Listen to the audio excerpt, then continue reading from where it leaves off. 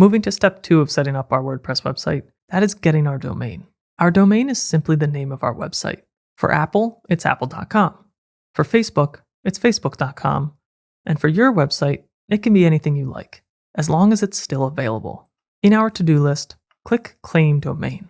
Pick something short, easy to remember, and try to get a .com domain. I'll go with danfrommedics.com. Click Check Availability, and assuming your domain is available, click Claim Domain. To register the new domain, we need to choose whether this is a personal site or a site for our company or organization. Then we need to enter our contact details.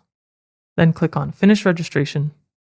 We see an offer for web hosting, but we already have that. So let's click Skip, I don't need a website. And now we need to verify our email address to finish our domain registration.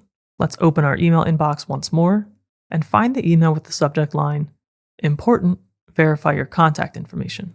When we open that, find the verification link and click that to verify your email address. If we close this tab and our email inbox, we can refresh our hosting or dashboard. We can see that our domain is now active, and that completes step 2 of setting up our WordPress website.